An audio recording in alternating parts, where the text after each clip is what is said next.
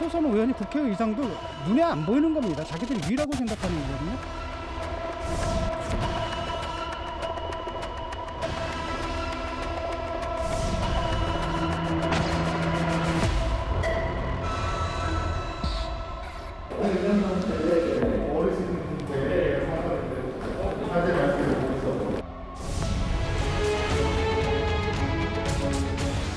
저는 이거 나중에 얘기도 깜짝 놀래가지고요. 도저히 있을 수 없는 일이라 봅니다. 저는 이런 문제를 그냥 방치하고 좋은 게 좋은 거다라고 넘어가면 국회가 우습게 됩니다. 국회가 합빠집니까? 국회 윤리위를 열어서 당연히 이건 징계 절차를 받겠습니다.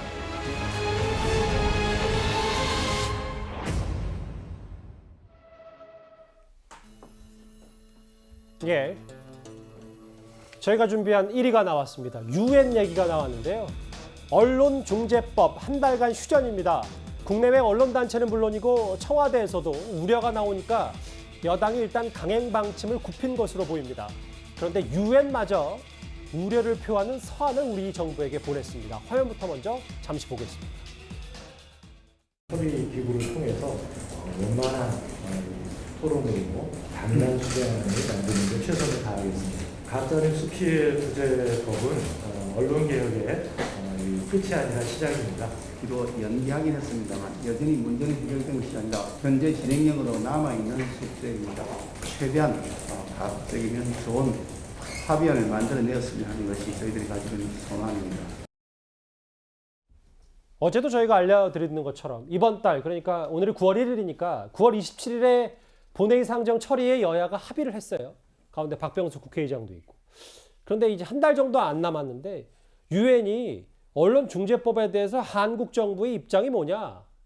답변을 요구했습니다. 이거 어떤 의미입니까? 유엔이 굉장히 발빠르게 대응을 한 데다가 원래 서한을 내면은 공개도 천천히 하고 답변도 뭐 그렇게 재촉하지는 않습니다만 이번에는 아예 서한을 내면서 내용을 공개하고 우리 정부의 입장을 지금 굉장히 빨리 묻고 있죠. 그만큼 상황이 심각하다고 본 겁니다. 유엔도 그렇고 사실은 우리나라에 주재하고 있는 우방국의 대사관들도 굉장히 이 상황을 면밀히 보면서 각국 차원에서도 어떤 입장을 낼 것인가 이걸 검토할 정도로 이 문제는 굉장히 국제사회에서 중요하게 봤습니다. 유엔 입장에서 보면은 지금 대한민국 같은 경우는 굉장히 좀 특별한 지위에 있는 나라입니다. 20세기에 사실상 굉장히 어려운 나라에서 자유민주주의와 시장 경제를 다 이룬 나라고, 특히 유엔 입장에서 보면은 어떤 지원을 받는 나라에서 지원을 제공하는 나라로 바뀐 모범 국가인데, 이런 나라에서 얼마 전에 대북전단 금지법으로 또 유엔이 굉장히 어떤 경고 내지는 질의를 하고, 이번에 또 다시 표현의 자유를 문제 갖고 또 하게 되니까 국제사회에서 우리나라의 어떤 국격이라는 게 굉장히 떨어진 상황이고, 일단 27일로 연기는 했습니다만 그때 어떤 우리가 법안 입법 조치를 하느냐에 따라서 유엔이 추가적인 입장을 낼 수 있고 국제사회 평가가 그때 가서 또 달라질 수도 있고 하는 굉장히 중요한 시점인 것 같습니다. 정부의 답변을 요구한 유엔의 인권사무소인데요. 서한까지 우리 정부에게 보냈습니다. 그런데 여당 강경파의 급발진에 청와대도 반대했다는 게 뒤늦게 알려졌습니다. 정진석 국민의힘 의원의 말입니다.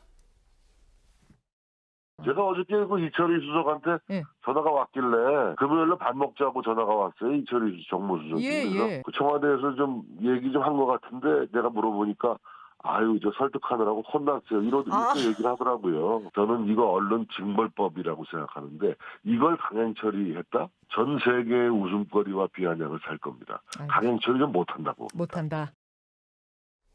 뒷얘기를 정진석 의원이 해줬습니다. 그런데 불과 지난주까지만 하더라도 청와대는 이 언론중재법에 관련해서 무대응이었습니다. 만약에 언론의 자유가 없었더라면 최순실도 파헤쳐지지 않았을 것이고 조국도 파헤쳐지지 않았을 겁니다. 이 부분이 국회에서 다수당이 밀어붙여서 통과가 된다 하더라도 청와대에서 마지막으로 걸러주셔야 됩니다. 실장님, 네. 꼭 좀 전해주십시오. 왜 대답을 안 하십니까? 제가 안전해드려도 안 알고 계시겠습니까? 그래서 전해주셔야죠. 월급 알겠습니다. 받으시는데 어떤 말씀들이 있었다는 건 하셔야죠. 그죠? 어떤 말씀들이 있었다는 걸 말씀드리겠습니다. 오늘 지난주입니다. 정미혁 의원님, 뭐 정진석 국회 부의장의 주장을 통해서 한번 저희가 그래픽을 만들어 보면 청와대에서 언론중재법 강행을 좀 막아라 얘기 좀 한 것 같은데 라고 했더니 아유 설득하느라 혼났어요. 이게 이철희 정무수석의 얘기였나 본데 결국은 청와대의 여러 직간접적인 강행 반대 입장을 여당의 강경파가 처음에는 잘 듣지 않았던 모양입니다. 지금 사실은 문재인 대통령이 결국에는 나중에 코너에 몰릴 수밖에 없어요. 왜냐하면 이 언론 악법에 이 이제 수혜자가 결국은 문재인 대통령이 될 수밖에 없거든요. 그게 왜 그러냐면 지금 이 법을 보면은요, 이 법의 제외 대상자로 그 고위 공직자하고 대기업 임원이에요. 신기하게도요. 근데 이 법에 지금 더불어민주당에서 이 법의 시행을요, 내년 대선 이후로 잡고 있습니다. 그러면 전직 고위 공직자가 수혜자가 됩니다, 일단. 그러면 그러니까 전직 고위 공직자의 대표 선수가 누구냐면 일단 문재인 대통령이 되세요.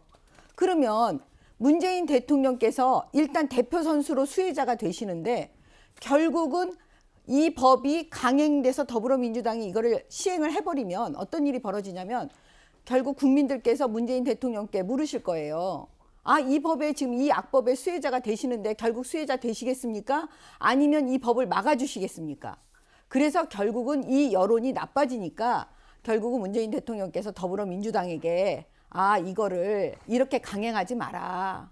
그래도 여야가 합의를 해서 좀 처리해야 되지 않겠냐? 저는 이거를 아무래도 설득을 하신 것 같아요. 사실 뭐 청와대에서의 이제 물밑 그 조율도 있었습니다만 언론중재법 개정안 처리가 이렇게 미뤄지면서 민주당 내 강경파 의원들 여전히 강하게 반발하고 있는 모양새입니다. 추미애 전 법무부 장관도 어제 오늘 쓴소리를 이어갔습니다. 그런 것이 이제 입법권을 가진 국회가 당이 주도를 해서 대통령을 뭐 어떻게 보면 이 여론과 거리가 멀어지게 하고 대통령께서도 그게 국회나 당이 그렇게 결정을 해버리면 뭐라고 하시겠습니까? 이런 개혁에 대한 그 지체가 지지자로 하여금 힘 빠지게 하는 일이니까. 언론개혁법 오늘 미루고 내일 한다고 해서 국민이 박수 쳐주지 않습니다. 개혁은 때가 있는 것이고요. 힘들지만 피하지 않고 겁내지 않고 해낼 때 그 의원이 스타가 되는 것이고요. 그 의원이 미래의 지도자가 되는 겁니다. 왜 언론법 밀었냐? 추 전 장관 쓴소리를 해서 문재인 대통령을 여론과 거리가 멀어지게 하는 것이다. 이렇게 얘기를 했습니다. 뭐 저는 그렇게 생각하지는 않고요.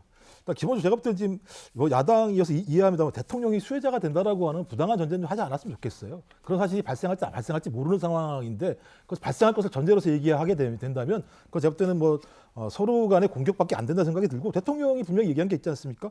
언론의 자유를 최대한 보장해야 하지만 그럼에도 불구하고 가짜뉴스로 피해를 보는 국민들도 보호해야 된다. 이 두 가지에 대해서 여야가 좀 충분한 시간을 가지고 어떤 합의점들을 만들어내라라고 얘기한 것 같고 이철희 정무수석도 마찬가지인데 설득하느라 혼났어요 얘기는 야당을 설득하려고 한 얘기겠죠. 뭐 얼마나 설득하려고 얼마나 힘들었겠습니까? 야당을 설득하려니까 이렇게 힘들게 했으니까 이렇게 얘기했겠죠. 기본적으로 주어가 여당 강경파를 네네, 설득하는 그렇죠. 게 아니라 야당이라는 그러니까 말씀이십니다. 대통령의 의중도 있는 거고 예. 지도부도 신중하게 접근을 하는 상황인 거고 국민 여론도 지금 만만치 않은 상황이거든요. 이런 예. 상황이라면 여야 간 접점을 만들어서 합의 통과시키는 것이 좋은 거고 또 그다음에 집권 말기에 대통령으로서도 그렇게 하는 게 가장 좋은 방식인 거죠.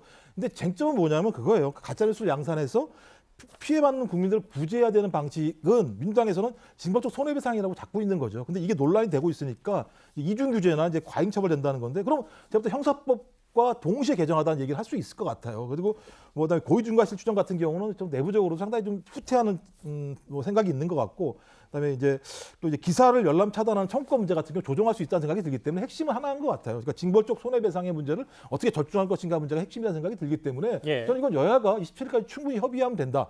협의하고 난 다음에도 만약에 그것이 원안과 동일하다고 얘기한다면 전 야당은 충분히 여당을 비판할 수 있다는 생각이 들지만 아직까지는 그런 것이 아니기 때문에 저는 대통령이 제기한 얘기에 대해서는 충분히 긍정적으로 좀 수용을 해서 여야 간 합의를 통해서 국민들이 볼 때도 이 정도라고 얘기한다면 수용할 수 있다라고 하는 합의안을 만드는 게 더 중요하다고 생각을 합니다. 예. 여기 화면에 보시는 추미애 전 장관 비롯해서 여당 강경파의 목소리는 여전합니다. 그런데 민주당이 언론중재법 8인 협의체에 김용민 최고위원과 김종민 의원을 투입하겠다고 밝혔습니다. 징벌적 손해배상 대상이 아닙니다. 다 빠져나가 버립니다. 1호를 넣는 순간 다 빠져나가요. 1호는 정말 위험합니다. 이거는. 여야 간에 이게 논쟁을 하고 시민단체라든가 언론계의 의견을 계속 수렴하고 이런 과정들을 지켜봐서 우려스러워서 이제 드리는 말씀이고요. 실제로 공공에 대한 부분을 1호가 됐든 3호가 됐든 한 군데는 남겨둬야 문체위에서 법안을 보완한 취지를 살릴 수 있지 않을까. 김건식 교수님. 네. 8명 협의체에 강경파 김종민, 김용민 의원이 배치됐다라고 하는 건 뭐 시간만 미뤄졌지 본인들이 생각하는 언론중재법을 밀어붙이겠다라는 게 여당의 생각인 겁니까? 그러니까 이번에 어쨌든 어렵게 합의된 이 합의안에 따라서 27일까지로 시간을 좀 벌어놨는데요. 여당은 여당대로 좀 합리적인 그 토론의 자세를 가지고 우리 김종욱 교수 말대로 야당도 이 부분에 대해서 독소조항은 빼고 언론 피해에 대한 것들을 구제할 수 있는 합리적 방안이 있다면 뭐 설득해서 하는 게 좋을 거라고 보는데 민주당에서 그 8인 협의체 김용민, 김종민을 넣었던 것은 끝까지 양보하지 않을 가능성을 이제 무력히 하는 것 같습니다. 특히나 김용민 의원 같은 경우는 지금 여당의 지도부이면서 이 언론중재법에 가장 선봉에 서서 가장 강력하게 주장을 해왔던 분입니다.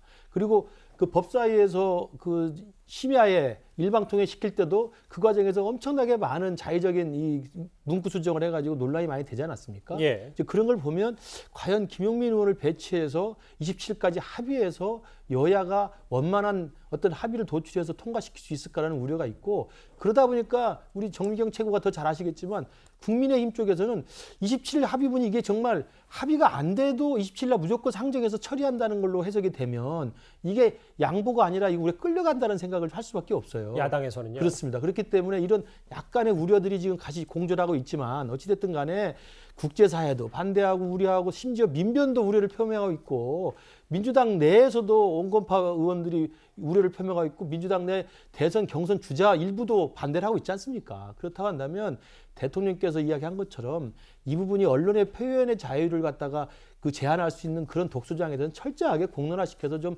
합의를 좀 만들어내길 바라고요. 더 중요한 것은 김용민 의원이 그동안 했던 내용들 중에 자기가 생각했을 때 옳다고 생각하지만 일반 국민이나 야당이나 이쪽에 생각했을 때 너무 무리한 주장을 했던 게 우리는 너무 많이 봤어요. 특히나 2020년 총선에서 180석이라는 거대 여당이 된 다음에 민주당이 했던 이른바 일방통행의 강행이라는 것이 과연 대한민국에 어떤 영향을 미쳤는가를 좀 돌이켜볼 필요가 있다고 봐요. 알겠습니다. 그러면서 조금 거대 여당의 힘만 믿고 완력으로 밀어붙이는 것보다는 협치와 타협을 통해서 여야가 공생할 수 있는 그런 식의 정치 문화를 만들어내는 계기가 됐으면 좋겠다는 말씀드립니다. 예.